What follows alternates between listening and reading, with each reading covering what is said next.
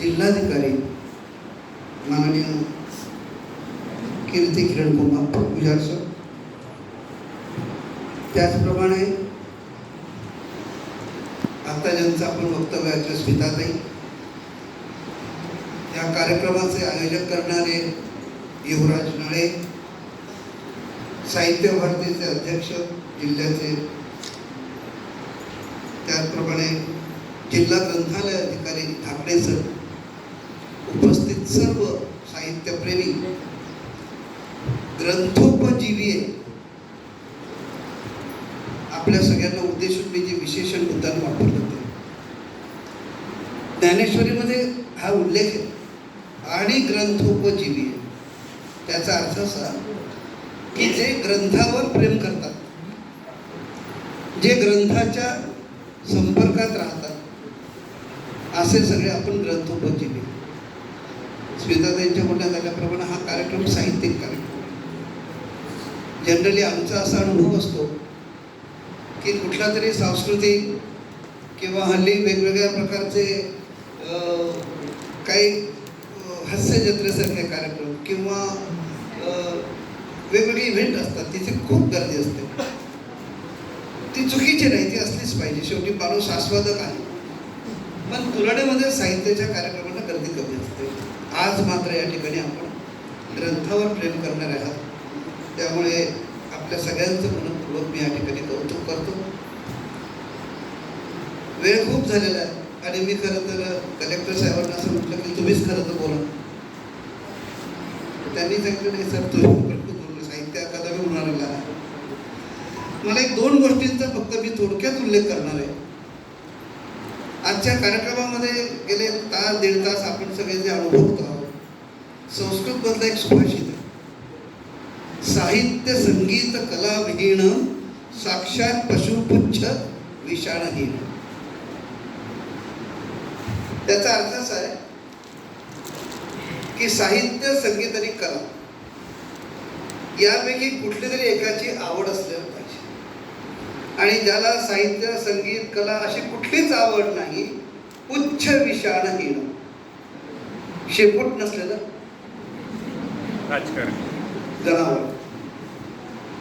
इथे सगळ्यांना तिन्ही गोष्टीची आवड आहे आणि ह्या कार्यक्रमामध्ये तो आविष्कार आहे. साहित्य तर आहेच, गंधर्व विद्या याच्यात अभ्यास केलेली आणि पुरस्कार भारतात पहिलेली, संगीत साधना केलेली, साहित्य, संगीत आणि कलात्मक, तर सगळी रचना तिथे कलात्मक आहे. कोणी मुखपृष्ठ काढलेलं आहे, खाली आल्यापासून वेगवेगळ्या रांगोळ्या होत आहेत, सगळं कलात्मक आहे.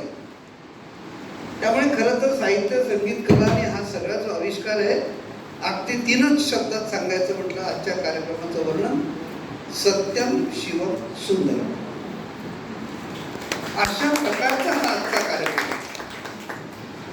आणि या कार्यक्रमाचं उंची जी वाढवली आहे, सत्यम शिवम सुंदरम असलेल्या कार्यक्रमाची, ती जिल्हाधिकाऱ्यांच्या उपस्थितीत.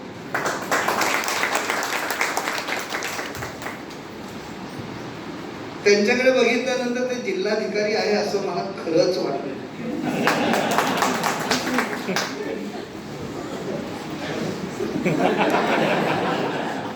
कारण जनरली जिल्हाधिकारी म्हटल्यानंतर तो एक प्रोटोकॉल, तो असलेला एक शासकीय रुबाब, आणि तो आहे म्हणजे त्या पदाची ती गरिमा.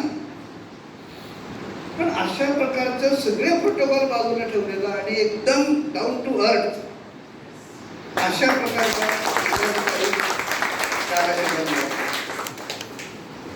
आणि या कार्यक्रमाचं आणखीन एक वैशिष्ट्य आहे, ते त्यांच्याचकडनं माझं लक्षात आलं बघितल्यानंतर, की या कार्यक्रमामध्ये युवकांचा सहभाग आहे.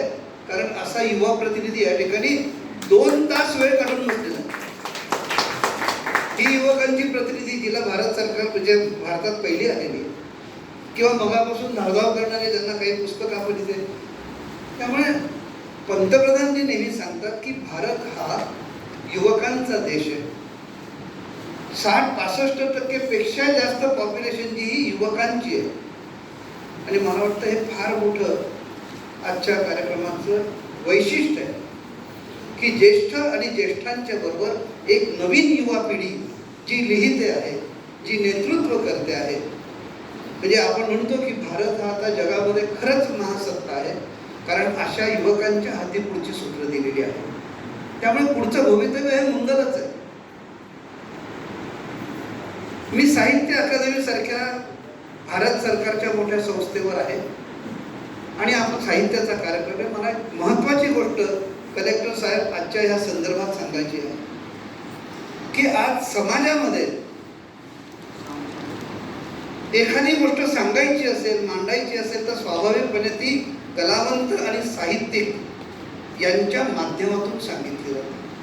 आणि त्याचं कारण आहे की कलावंतांचा एक प्रभाव असतो, प्रतिमा असते, साहित्यिकांचा एक प्रभाव असतो. म्हणजे आमची जी पिढी तयार झाली, आमच्यावर जो साहित्यिकांचा प्रभाव राहिला, पु ल देशपांडे असतील, शंकर पाटील असतील, दमा मिरासदार असतील, पाडगावकर असतील, आणि समाजात कुठेही आपण बघतो की एखादा मोठा साहित्यिक सांगतो म्हणजे ते आपल्याला महत्वाचं वाटतं.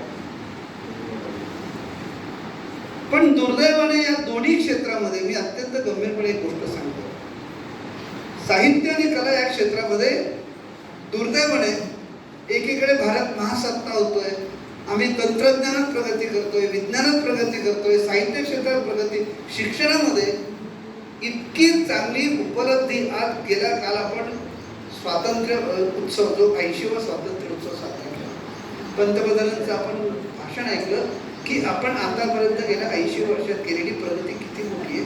आणि खरंच महासत्ता फार जवळ नाही अशी आपली अशी स्थिती आता आपण पोहोचतोय. मग इतकी समृद्धी भारतामध्ये असताना, आपला देश वैभवशाली असताना, कला आणि साहित्य या क्षेत्रामध्ये कुठेतरी गट आणि तट झाले.